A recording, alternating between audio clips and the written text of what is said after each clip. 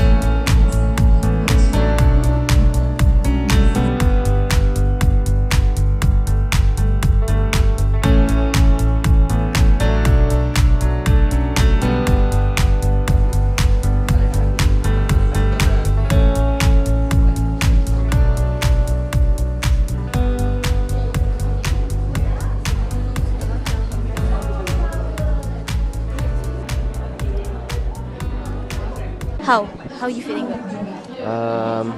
Boleh cakap bahasa Melayu ke? Boleh. Boleh Okey, untuk perasaan saya lah, saya berasa sangat gembira lah tentang majlis sekarang sebab mengadakan majlis swap book kan. So like macam wow, macam memang mengejut lah. Like tak sangka boleh buat event macam ni. So itulah perasaan saya. Terima kasih. Ada lagi? Apakah perasaan awak ketika hadir ke majlis macam ni?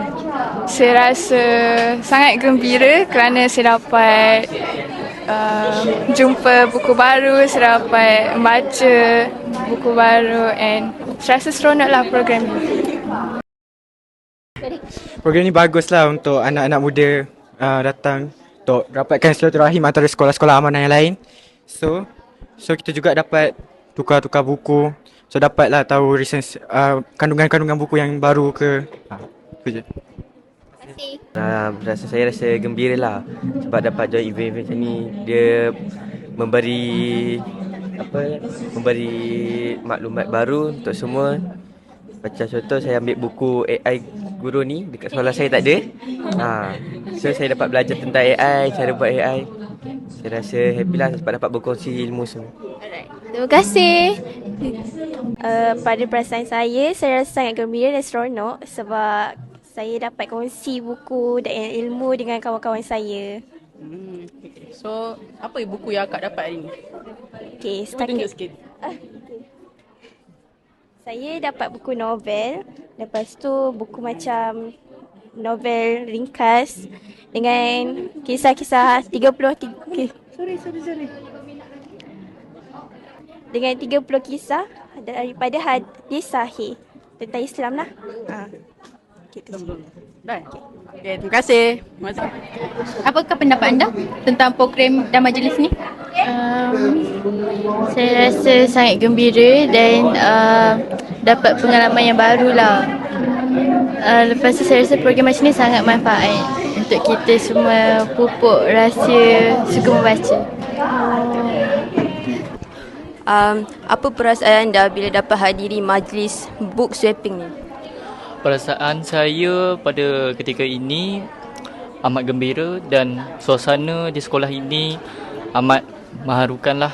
So, saya dapat jumpa pelbagai sekolah di 6 buah sekolah ini. Jadi, dalam program ini kita dapat pengajaran sepenuhnya. Jadi, kita dapat pengajaran melalui perkara-perkara yang disampaikan oleh pentadbir-pentadbir yang untuk memberikan kita pembelajaran yang berkaitan dengan apa yang kita lakukan pada hari inilah. Terima kasih.